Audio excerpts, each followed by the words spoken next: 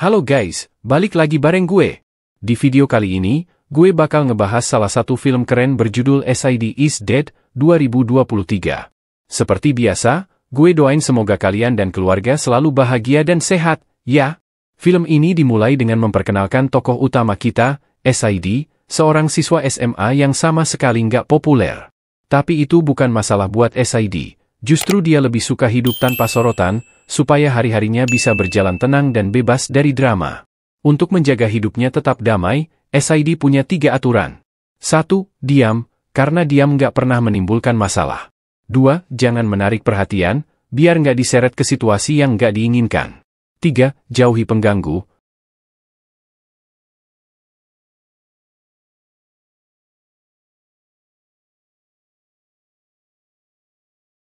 Khususnya Chuck, si pembuat onar sekolah yang terkenal brutal. Chuck bahkan pernah hampir membunuh seseorang, tapi lolos dari hukuman gara-gara ayahnya yang super kaya.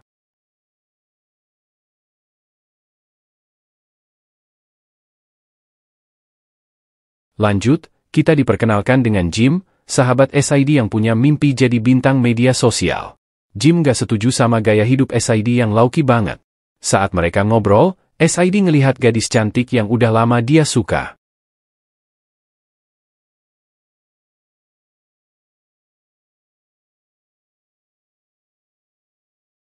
Terakhir kali mereka ngobrol adalah waktu umur 8 tahun, saat mereka nari bareng di atas es. Tapi sekarang semua udah beda. Saat mereka lagi jalan di taman, datanglah Luna, teman mereka yang ternyata saling naksir sama Jim, tapi dua-duanya gengsi buat ngakuin. Pulang sekolah, SID sampai di rumah dan ketemu kedua ibunya. Mereka ngasih tahu kalau sekolah bakal ngadain pesta akhir tahun dalam 20 hari. SID langsung nolak buat datang, karena dia nggak suka keramaian. Tapi ibunya maksa, bilang kalau itu bakal jadi momen yang nggak terlupakan dalam hidup SID. SID tetap bersikeras untuk nggak datang, sampai-sampai dia begadang 72 jam cuma buat menghindari stres soal pesta itu. Akibatnya, SID mulai kelelahan dan tanpa sengaja ngelontarin komentar nyebelin ke Chuck. Dan seperti yang bisa ditebak, SID langsung dihajar di depan semua orang.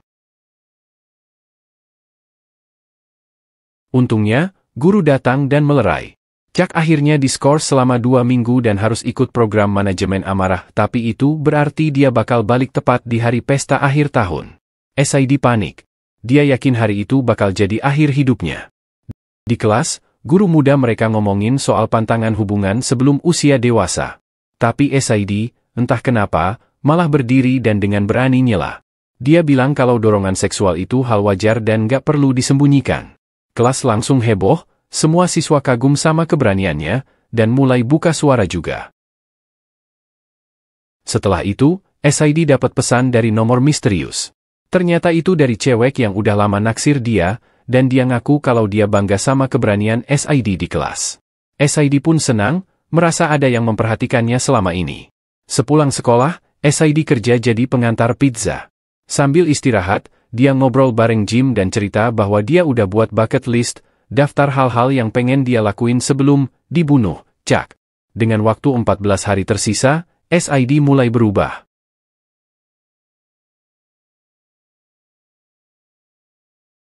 Untuk pertama kalinya, dia masuk sekolah tanpa rasa takut. Semua murid mulai menghormatinya, dan Jim bilang kalau seluruh sekolah ngomongin SID. SID terus dapat pesan dari cewek misterius itu, yang bilang kalau dia ngikutin SID dari jauh. SID curiga kalau cewek itu adalah Tiff, karena Tiff sering terlihat di dekatnya.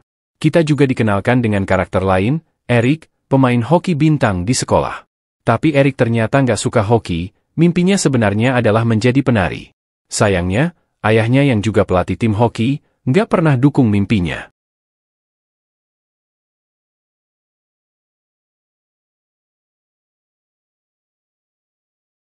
Suatu hari, SID lihat Eric frustrasi dan memutuskan buat ngobrol dengannya. Eric curhat, dan SID pun menghibur serta mendukung Eric buat jujur pada dirinya sendiri.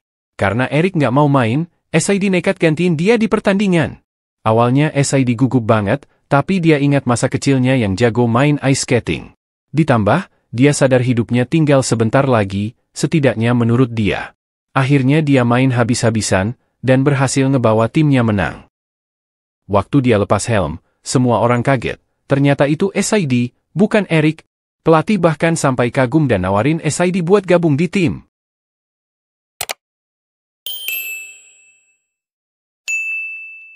Cewek misterius itu ngirim pesan lagi, kali ini memuji penampilan SID yang luar biasa. Besoknya, SID dapat kabar bahwa Eric udah berani ambil keputusan penting.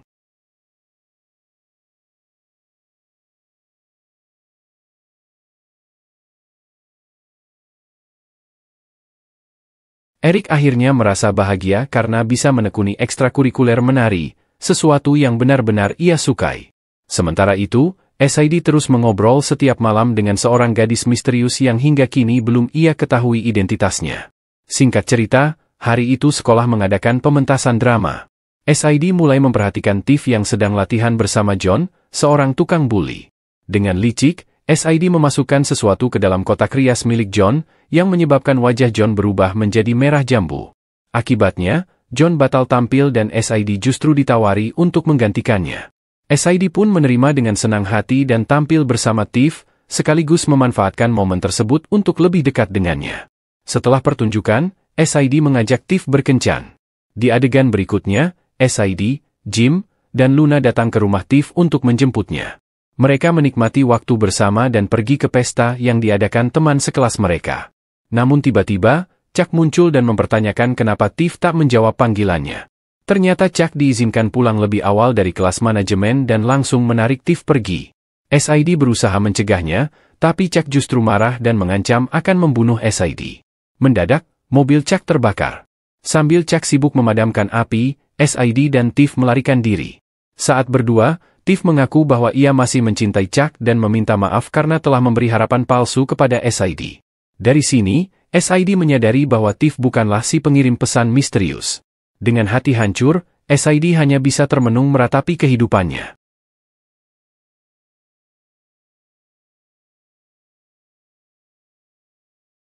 Keesokan harinya, SID meminta gadis misterius itu untuk menemuinya, namun ia menolak dengan alasan takut. Mendengar itu, SID pun bangkit dan mengajak teman-temannya untuk menjalani kehidupan nyata di luar layar. Ketika SID menerima pesan dari gadis misterius itu, ia melihat seorang gadis sedang memegang ponsel. Ternyata benar, dialah orangnya. SID mencoba mendekatinya, tetapi si gadis malah kabur. Saat dikejar, akhirnya gadis itu mengaku bernama Katie. Meski malu-malu, SID sangat senang dan langsung mengajaknya berkencan. Sejak itu, SID dan Katie sering menghabiskan waktu berdua dan cepat saling menyukai. Mereka pun memutuskan untuk memulai hubungan.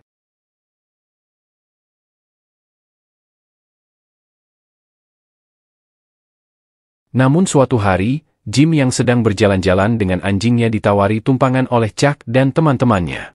Mereka meminta Jim merekam video bersama. Keesokan harinya di sekolah, semua siswa marah pada Jim. Ternyata video itu menunjukkan Jim dalam keadaan mabuk berat sambil membocorkan semua rahasia SID. Ia menyebut SID membuat daftar keinginan terakhir sebelum dibunuh oleh Chuck. Ia juga membongkar bahwa SID yang membuat wajah John jadi merah jambu, serta keinginan SID untuk berhubungan dengan orang lain setelah ditolak oleh Tiff. SID pun dijauhi teman-temannya, dikeluarkan dari tim hoki dan video game.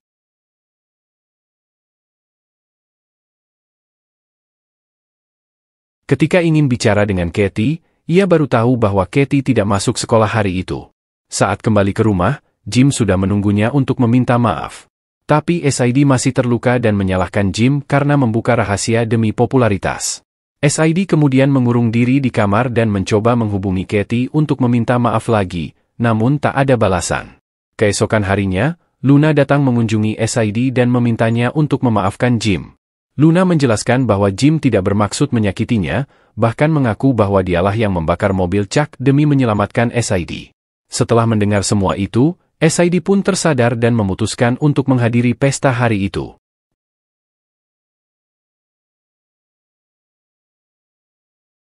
Di pesta, SID dan Jim akhirnya berbaikan. SID lalu mendekati Katie yang masih menolak bicara dengannya. Namun SID dengan tulus meminta maaf dan mengatakan bahwa ia tak pernah berniat menyakitinya. Saat itu juga SID menyadari bahwa Chuck bisa saja membunuhnya kapan saja. Ia pun mengucapkan selamat tinggal dan meninggalkan pesta.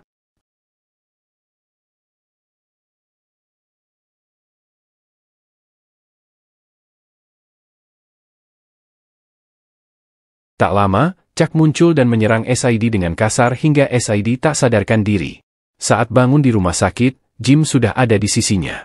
Jim menceritakan bahwa ia ikut melawan Chuck, diikuti oleh Luna dan bahkan Eric, yang memukuli ayahnya sendiri sambil menyatakan impiannya menjadi penari.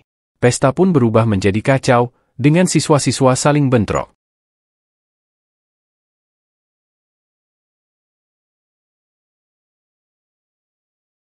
Ketika SID keluar dari kamar rumah sakit, ia terkejut melihat para siswa memenuhi lorong rumah sakit untuk mendukungnya.